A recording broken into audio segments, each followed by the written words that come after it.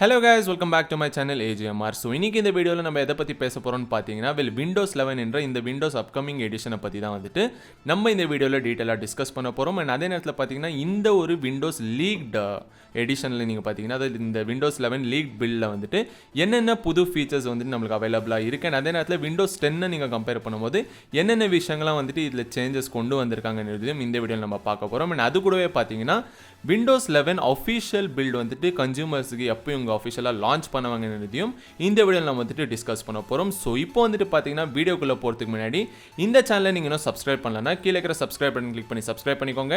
And அதே நேரத்தில் பக்கத்தில் இருக்கிற பெல் ஐக்கனையும் ப்ரெஸ் பண்ணிக்கோங்க. ஸோ இப்போ வாங்க வீடியோக்குள்ளே போகலாம்.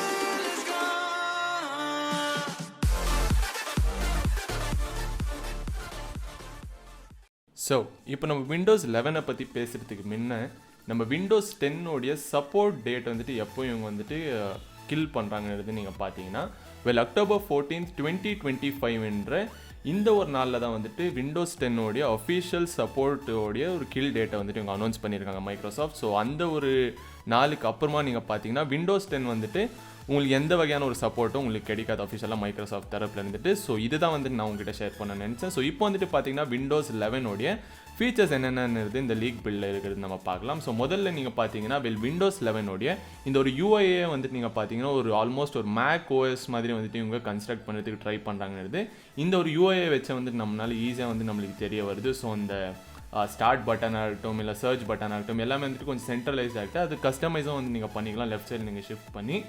ஸோ யூஐயை பொறுத்த வரைக்கும் நீங்கள் பார்த்தீங்கன்னா மற்றபடி இங்கே ஸ்டார்ட் பட்டன் நீங்கள் கிளிக் பண்ணிங்கனாலே உங்களுக்கு வந்துட்டு இந்த ஒரு லே அவுட் வந்து நீங்கள் பார்த்தீங்கன்னா அந்த எக்ஸ்ப்ளோர் அந்த மாதிரி ஒரு விஷயங்கள்லாம் உங்களுக்கு கிடைக்காது. ஸோ முழுக்க ஆப்ஸ் வந்துட்டு நீங்கள் வந்துட்டு எது நீங்கள் அதிகமாக யூஸ் பண்ணுறீங்களோ அதெல்லாம் ஆட் பண்ணுற மாதிரி இங்கே கொடுத்துருக்காங்க. ஸோ முழுக்க வெறும் ஆப்ஸும் ரெக்கமெண்டட் ஆப்ஸ் மட்டும்தான் வந்துட்டு இந்த ஸ்டார்ட் பட்டன் இவங்க கொடுத்துருக்காங்க. ஸோ மற்றபடி எந்த ஒரு அன்வான்ட் திங்ஸும் இல்லாதது கண்டிப்பாக ஒரு மேஜர் பாசிட்டிவாக நான் இங்கே பார்க்குறேன். அண்ட் அதுக்கடுத்தபடி நீங்கள் பார்த்தீங்கன்னா கண்டிப்பாக வந்துட்டு இங்கே நீங்கள் செட்டிங்ஸ் வந்துட்டு மேஜரான எந்த ஒரு சேஞ்சஸும் கிடையாதுன்னு நான் நினைக்கிறேன். ஸோ அதை தவிர்த்து நீங்கள் பார்த்தீங்கன்னா இங்கே ஐகான்ஸ் வந்துட்டு கொஞ்சம் டிஃப்ரெண்ட்டான ஒரு லுக் வந்துட்டு இங்கே எடுத்துகிட்டு வந்திருக்காங்க விண்டோஸ் 10 நீங்கள் கம்பேர் பண்ணுறப்போ.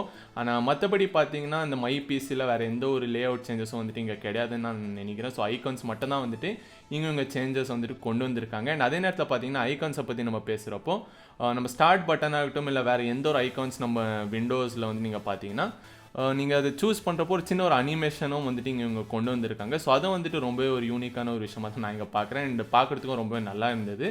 அண்ட் மற்றபடி பார்த்தீங்கன்னா விண்டோஸ் 11 வந்துட்டு உங்களுக்கு வந்துட்டு பார்த்தீங்கன்னா இந்த ஒரு மேக்ஸிமைஸ் பட்டன்லையோ இல்லை மினிமைஸ் பட்டன் நீங்கள் சூஸ் பண்ணுறப்போ நீங்கள் கிளிக் பண்ணுறப்போ உங்களுக்கு வந்துட்டு இந்த ஸ்ப்ளிட் ஸ்க்ரீன் ஆப்ஷன்ஸும் வந்துட்டு ரொம்ப ஈஸியாக வந்துட்டு ஆக்சசபிளாக இருக்கும்.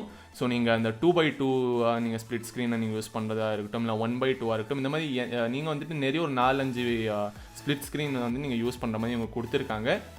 ஸோ ஈஸியாக ஆக்சசபிளாக இருக்கிறதுனால கண்டிப்பாக அது ஒரு ப்ளஸ் பாயிண்ட் தான். அண்ட் மற்றபடி பார்த்தீங்கன்னா விஜெட்ஸுக்கு வந்துட்டு இவங்க தனியாகவே இங்கே வந்துட்டு இப்போது கொடுத்துருக்காங்க ஒரு ஆப்ஷன். ஸோ விஜெட்ஸ் வந்து நீங்கள் போய் சூஸ் பண்ணி நீங்கள் யூஸ் பண்ணிக்கலாம். ஸோ அதுவும் வந்துட்டு ஒரு மேஜரான பாசிட்டிவ் அங்கே சேஞ்ச் நான் பார்க்குறேன்.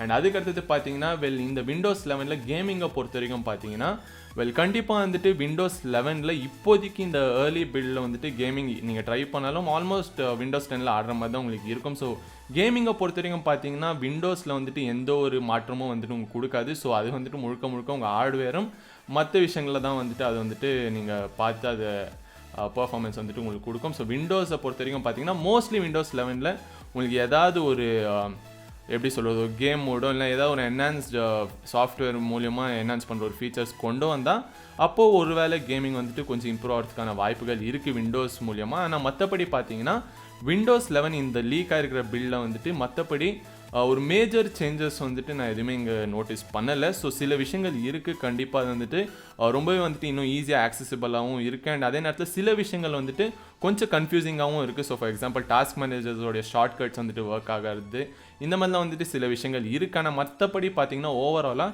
கண்டிப்பாக விண்டோஸ் 10 நீங்கள் கம்பேர் பண்ணுறப்போ ஒரு மேஜர் ஜம்ப் வந்துட்டு இந்த லீக் பில்லை நம்மளால் பார்க்க முடியலைனாலும் கூட கண்டிப்பாக வந்துட்டு ஒரு ரொம்பவே வந்துட்டு ஒரு நல்ல ஒரு அப்கிரேடுன்னு தான் நான் வந்துட்டு நினைக்கிறேன் பர்சனலாக. அண்ட் அதே நேரத்தில் பார்த்தீங்கன்னா விண்டோஸ் 11 இது ஒரு ஏர்லி பில்டுங்கிறதையும் நம்ம வந்துட்டு ஞாபகத்தில் வச்சுக்கணும். ஏன்னா ஃபைனல் பில்டு வந்துட்டு இவங்க அஃபிஷியலாக லான்ச் பண்ணுறப்போ கண்டிப்பாக இன்னும் நிறைய வந்துட்டு இவங்க சேஞ்சஸ் வந்துட்டு கொண்டு வரதுக்கான நிறைய வாய்ப்புகளும் இருக்குது. ஸோ அதுக்கும் வந்து நம்ம வெயிட் பண்ணி பார்க்கணும்.